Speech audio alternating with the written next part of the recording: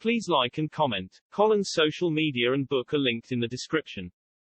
Hello Reddit. I'm Colin O'Brady, an explorer and author. In 2018, I became the first person ever to walk across Antarctica while pulling a 400-pound sled, solo, unsupported and unassisted.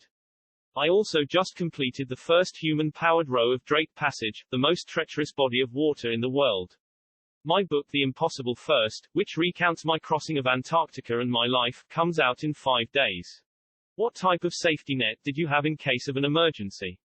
I was in contact with a pilot and team that runs logistics on the frozen continent, so, best case scenario they could find me in hopefully about 5 hours.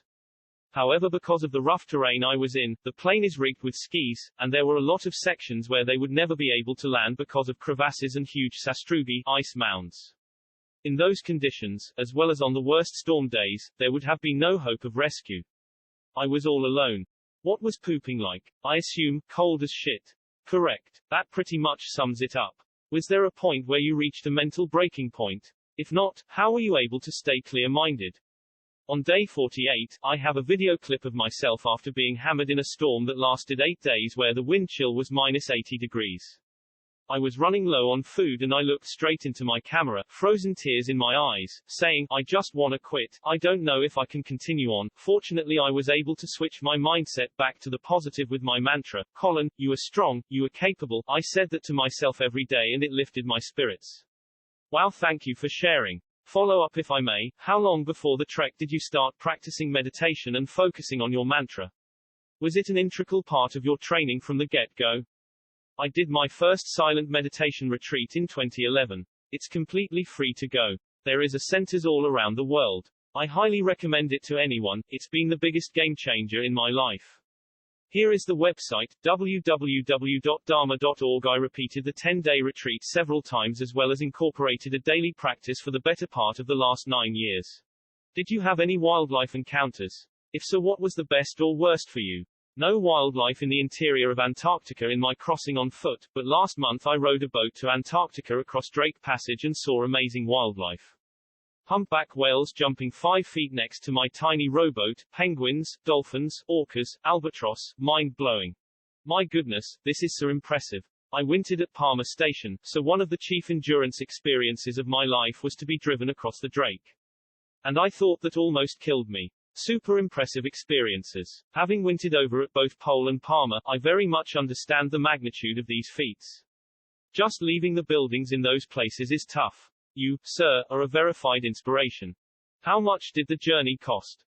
That's actually a great question and I'm happy to answer it. In total it cost roughly $250,000. It was funded through sponsorship. My primary sponsors of the project were Standard Process and Grand Rounds.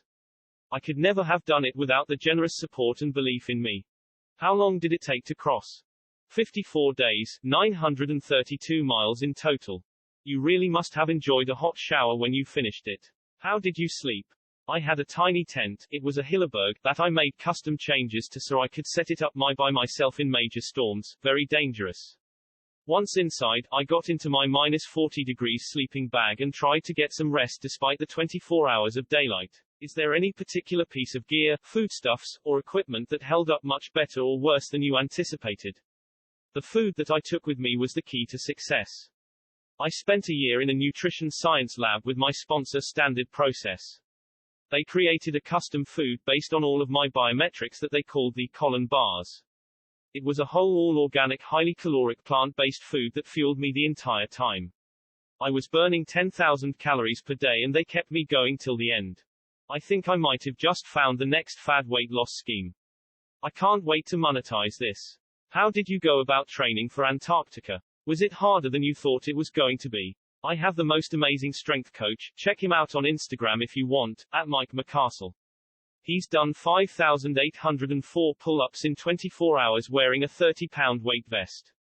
Guy's a total badass. He helped me come up with creative ways to prepare to make this attempt. Since it was a world first, there was no defined playbook on how to train. I added 20 pounds of muscle to get stronger. My training was great, but even still, the Antarctica crossing was harder than I could have imagined.